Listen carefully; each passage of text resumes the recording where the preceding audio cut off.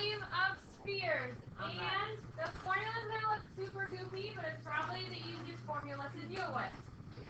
We look at the formula for a volume of sphere. It is 4/3 pi r cubed. Yes, it looks goofy, but it's the easiest because you only need to know one piece to plug in. That's all you need is the radius. In the past, you either had to find the area of the base and the height, or you had to find the radius and the height. Here, you just need one thing. You just need the radius. Plug it in, plug in your calculator, you have your answer. Okay? So you look at number 1. We want to find the volume of this volleyball. So identify the shape. A volleyball is a type of what? Sphere. So write down the formula. Volume is 4/3 pi r cubed.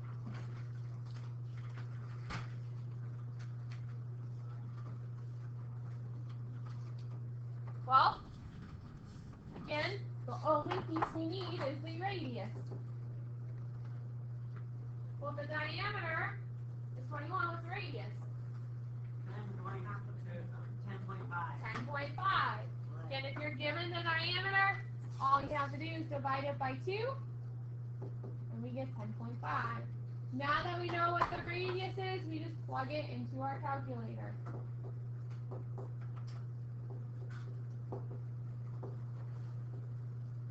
When you plug it into your calculator, if you have a graphing calculator, you can make your life so much easier. If you don't have a calculator, please grab one so you can practice the skill. The day of the quiz, day of the test, we cannot tell you how to use your calculator. So please use it if you're planning on borrowing ours. All you need to plug into your calculator, because we want to leave our answer in terms of pi. 4/3 times 10.5 cubed. Well, you can use the alpha y equal enter button to get a fraction bar in your calculator. Older ones don't necessarily do that. If you have an older graphing calculator, you'll have these parentheses. For the newer one, you hit alpha y equals enter. And then you just do 4, arrow down 3, you write in 4/3 times 10.5 cubed. Plug it into your calculator like so. How do you do cubed? You just have to hit the caret button. It's right above the division sign. That was, and then you type in 3. And then you hit enter. So the volume is 1,443.5 pi. 1,540. 543.5. Tap on pi. How do we label it? Centimeters cubed. That's the exact form. Let's say we wanted to know the approximate form, or you're doing a real world problem, you need to know how to plug it into pi. How you would do that? You literally just take your result and you times it by pi in your calculator. You go to your calculator, you just hit times, second, caret button, pi. So there it is in approximate form. It's about 4,849.0. 4,849.0 centimeters. So exact form, approximate form, good to know, both just in case.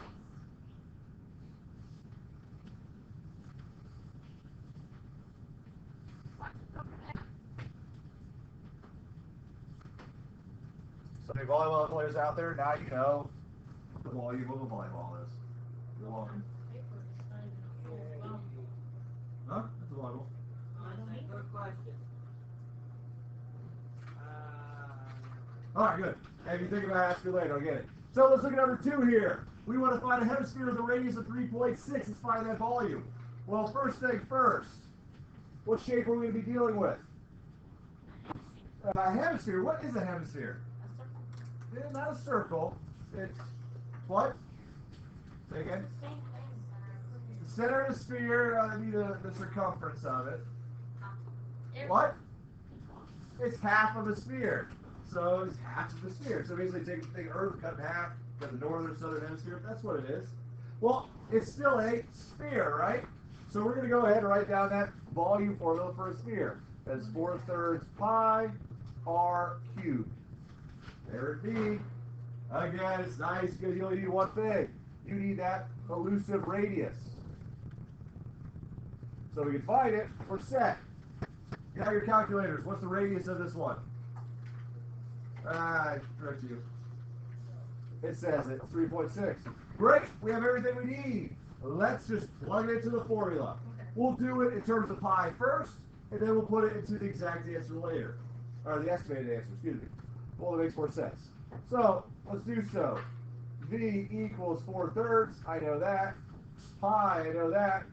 And we said my radius was 3.6 cubed. Type in your calculator. Everything except pi, please. When I type this all in, everyone should be trying this skill. Again, if it rolls around test time, you're not trying this, we can't tell you how to do it. So, 4/3 times 3.6 cubed gives you this number. We'll take a pi on the back of it. I hear 62.1. 0.2, okay, that's fine. And that's, of course, pi inches cubed. Great, fantastic. But what? This is not it. Why? Because what is it? This is a whole sphere. What do we want? A hemisphere. So we're going to have to divide this number by 2. So my actual exact answer is 31.1 pi inches cubed. Great. Now, to get the approximate answer, what do we do with this?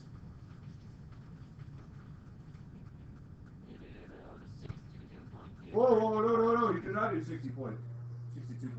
Alright, 31.1 pi. There you go. Put that in your calculator. When I do 31.1 pi in my calculator, I get this number that's 3 times bigger, and that number is 97.7 right here. Sounds like a radio station. Yeah, it does. 97.7 radio station. Oh wait, I'm thinking 97.9. Well, I'm sure there's a radio station out there that's got that handle. So there's your 2 answers. Make sure you know both. We will say this, though, in the real world scenarios, most of the time, again, in the real world, do we ever use pi? You're not certain height pi, are you? So most of the time, we'll plug in your calculator. But you may see it either way. So be prepared. Questions with that? Okay. Ready, steady, go. This one right here.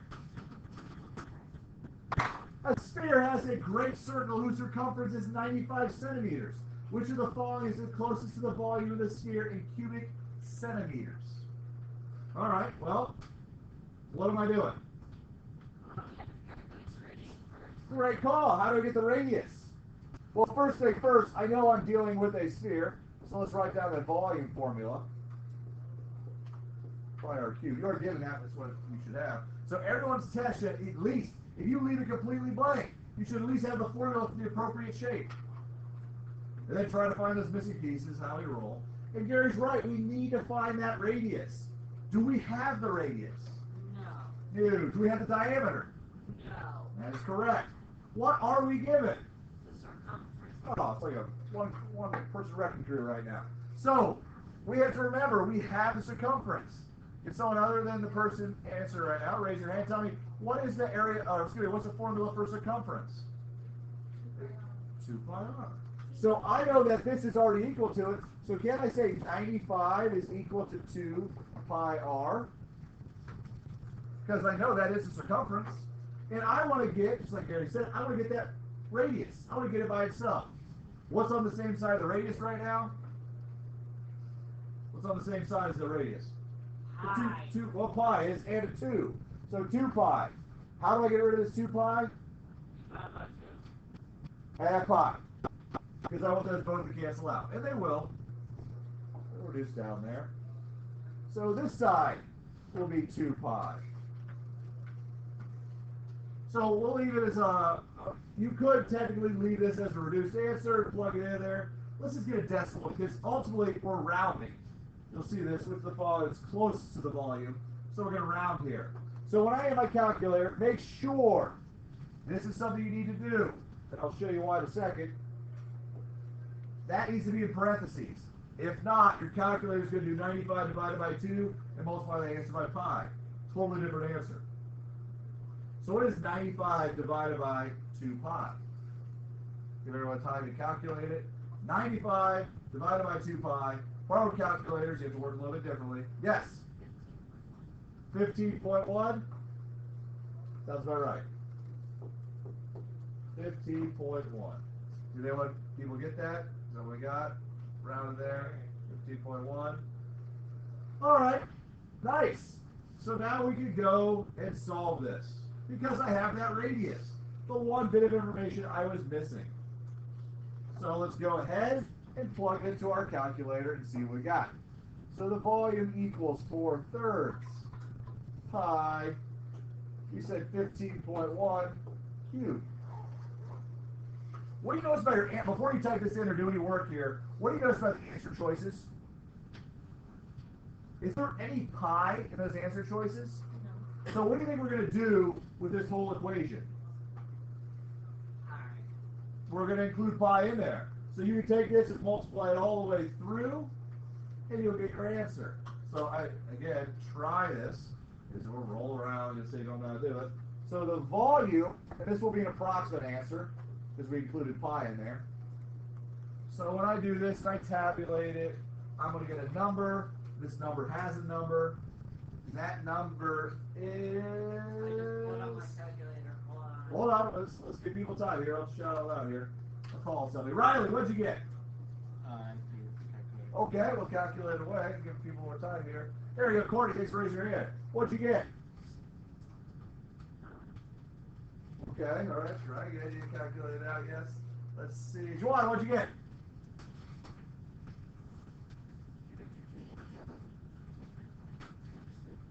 For 90 points. What is it? What is it? 4,000? 4,590. Are you guys cubing it? You guys cubed it? I got 1,414, 1.799. Alright. Thank you. There we go. That's a little better here. I'll check. You squared. You might have squared it. Oh, there you go. So it's 1,000 or 14,000. What was it? 521. I did not get that. 420. I got 4. Yeah, I got 4. Yeah, 421. Alright, what I got was 4,590. 14,421. That's what it is. Alright. 14,421 point 79942. 8.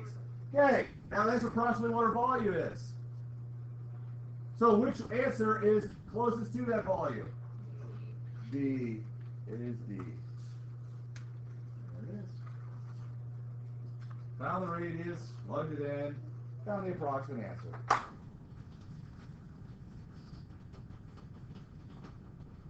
Questions with that one? The next one's one of my favorite. No, it's actually just a little different way here. The largest sphere possible is placed in a cube that has side lengths of 8 centimeters each. All right. What is the percent of the cube's volume does the sphere occupy? Round to the nearest percent. So we've got a couple things going on. You guys ever given something that's round as a present to somebody? Like a ball, a marble, a shot put, something round you put inside a box. You never give a shot put for a gift? You guys don't know how to give good gifts. Shot put. It's a metal implement you throw, do track and field. Now, if you haven't done that, you have to put inside, it's kind of weird to wrap inside a box. You're trying to see how much wasted space is going on if I put a round object inside of a box here. In this case, it's a cube.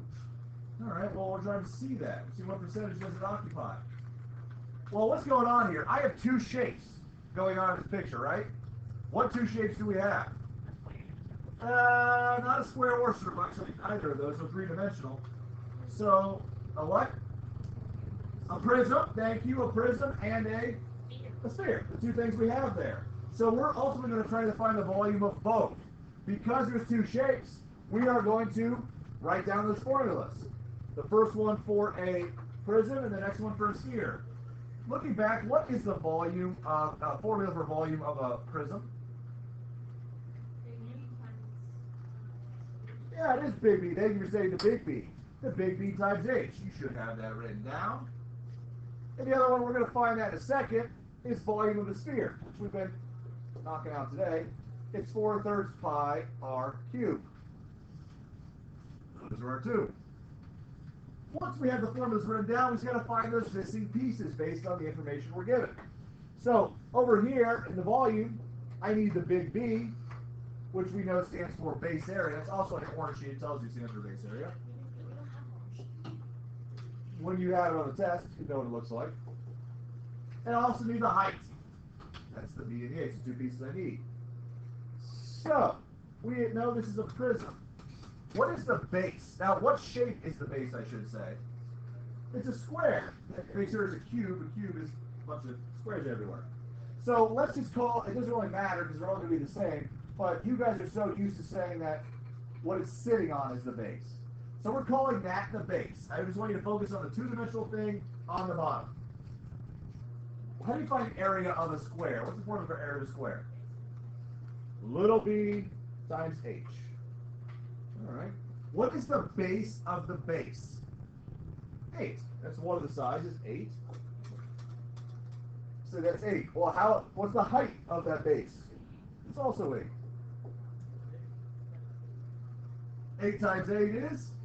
So we know that big B is 64. Well, looking over here, how tall is it? What's the distance between the bases? So if this is my base, how far away is the other base from it? 8. You guys ever wonder why it's called a cube? Some people don't realize why is a cube called a cube? Because it's a box. Sounds good. Well, look. Here's an 8. Here's an 8. Here's an 8. How many 8s are there? 3. If I do one thing 3 times, that's called cubing it. So any shape is a cube.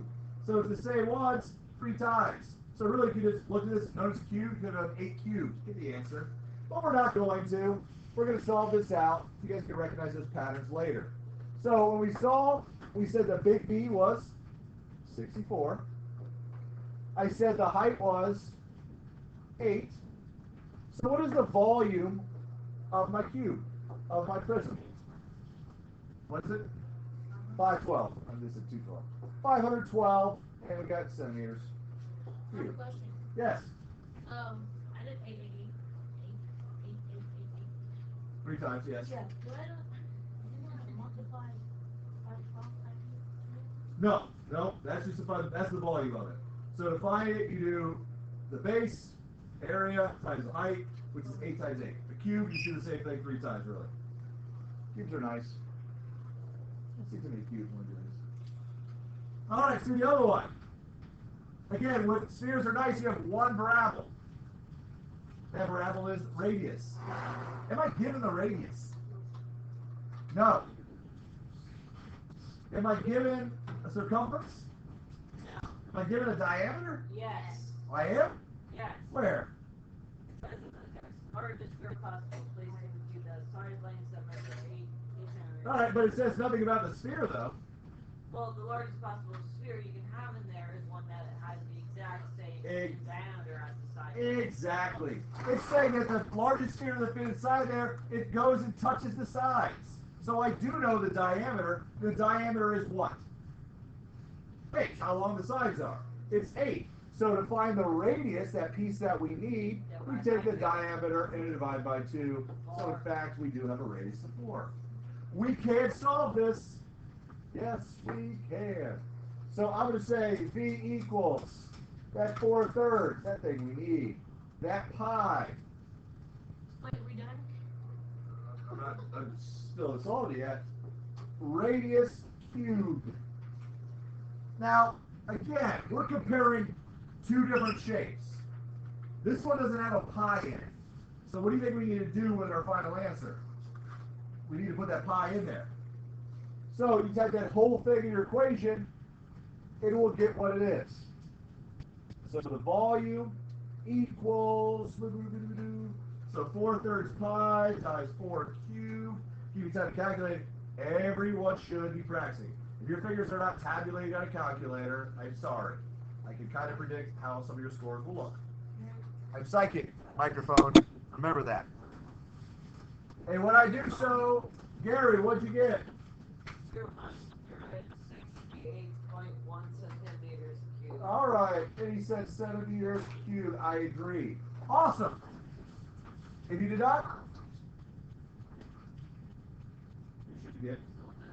Now, when we do this, we want to know what the percentage is. How much does this take up? Well, when you're trying to find percentages, guys, think about when you take a test. You take a test, you get a certain number out of a total amount. That tells you your percent. It's the same thing here. What is the total amount of area that this takes up? Or space this takes up, not area. 206.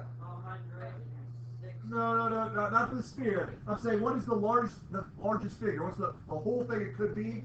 It'd be that cube. That's the most it can take up. So we're saying, all right, it's going to be something over the whole amount, 512. All right, calculated it. And you're going to get, this is the cube, this is going to be the sphere. So I do 268.1, and I want to know what the percentage is. So what percentage does the sphere take up? So look inside, do 268.1 divided by 512, and you get this. Even borrowed calculators can have a good time doing this and solving. And when I do, I get this. Now, when you're trying to do, that doesn't make sense as a percentage, so you have to multiply it by 100, or just move the decimal place over 2. So when you do it, I get what the percent is going to be, just round nearest percent, it's going to be 52%. So this sphere takes up a little over half of that box. So we're wasting 48% of this box. That will be your grade if you don't study. Possibly, or worse, I don't know. But that's a lot of wasted space. So I recommend putting if you're wrapping a sphere, put it inside a bag. It's a lot less space wasted.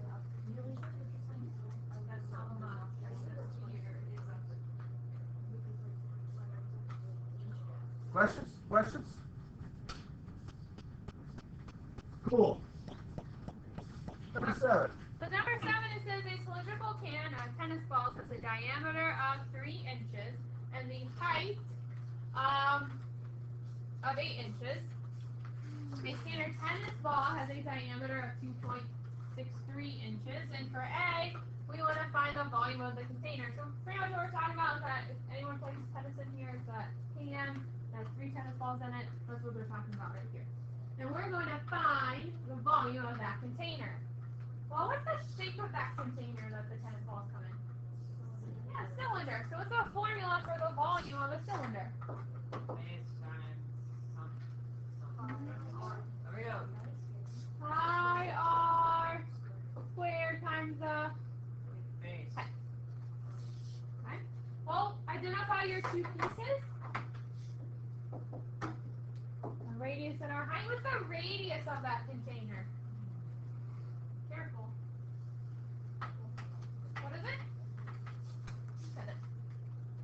Page good? 100. Heard it. Couldn't see where it come from. 1.5. Good, because it said the diameter is 3, so to get the radius, you just divide the diameter by 2, you get 1.5. What's the height of the container? 6. Right there in the directions. So we have our two pieces. You can go ahead and plug it in. Again, it's a real world problem, so we're not going to leave it in terms of pi. So you're going to include pi in your calculator. Pi times 1.5 squared, times 8.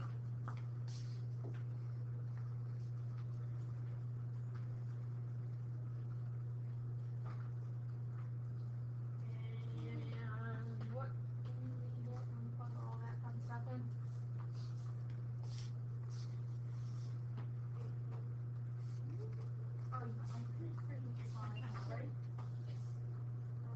So again, we plug it in?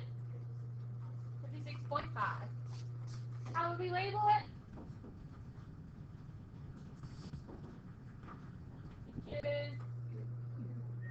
That's the volume of the container, about 56.5 inches cubed.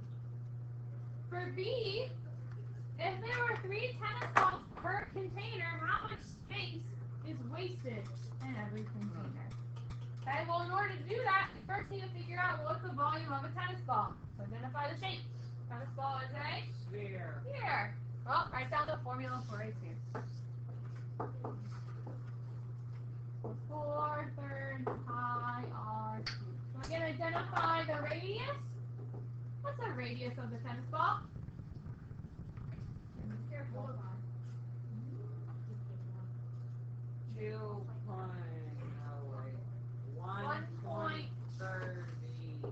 3, keep going. 31 inches. That is the radius of that tennis ball. Once you know the radius, plug it in to get the volume. Again, real world problem, we're not going to leave it in terms of pi. Please plug everything in at once, get the volume of the tennis ball. Present for Miss Baker. Thank you. Present for you too. Yeah, we don't bother you. Thank you. Also, you know. Okay. And then you need to come across the hall still, Weedy and Joyce and all this stuff. Thank you. Thank you. So go ahead, plug that in. What can we get with a volume of 1 tennis ball? Make sure the 4/3 is in parentheses if you're calculator. Haley, what'd you get? Good. The volume of 1 tennis ball, 9.5 inches cubed. Here's the thing. How many tennis balls are in that container though? 3. So how do we figure out how much? Multiply by 3. Yeah, multiply 9.5 by 3, and that's how much volume in total the tennis balls make up. What is 9.5 times 3? 28.5. Here's the thing. But we want to know how much space is wasted. So if the whole container is 56.5, and the tennis balls take up 28.5, what's the way to figure out the wasted space? You take the volume of the 3 tennis balls divided by the volume of the container. You're on the right track. What are we going to do? Subtract them. On the right track with dividing here, we're going to subtract. If we wanted to know the percent, we would divide. So then, what do we get? We do 56.5 minus 28.5.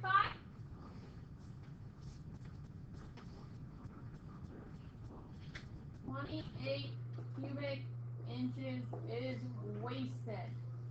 Okay? Lots of space in plastic wasted. There's a lot of things that companies do to try to figure out how they can save money is they do this math. They figure out, well, how can we repackage these tennis balls so we're not wasting 28 cubic inches of plastic and whatever, how much that costs to produce that plastic. Okay? So this is something you could be doing actually one day at work. Coca-Cola, I was just trying to find the percentages up here on this. Like a couple years ago, if you guys ever had a 2-liter bottle of pop at some point in time, Coca-Cola reduced the size of their cap. I was trying to see what percentage they reduced it. But they made the cap smaller. Just by making that cap smaller, just a little bit smaller, you guys don't really notice the difference, they saved millions upon millions of dollars every year in wasted plastic, just by making a cap a little bit smaller. So it's something that people do all the time. It doesn't sound like a lot. They made it a little bit smaller, and they saved millions of dollars. So you guys can do down the road do this math. Another example would be this. Have you guys ever seen a contest where they've got like a glass of marbles or gumballs? You say, guess how many you're in here, and you win $100, you win the glass of marbles or gumballs. Have you guys ever seen that before? Don't act like you haven't. You know, you can really almost pretty much guess it dead on. If you knew how wide, you knew the diameter or the radius of one of those marbles, if you knew the diameter of the jar and how tall it was, you could figure out how many marbles were in there just by doing the math of it. Or get extremely close. Guess a little bit of it. Because if you, just like the thing with that, if you found the tennis ball thing, subtract the difference, find the jar, whatever it's sitting in, find the volume of that, find one of those marbles, then divide it by that, to figure out how many marbles there are approximately. So just help you guys out if you want to cheat down the road and try to win one of those marble contests. You ain't cheating. Win a free cruise somewhere.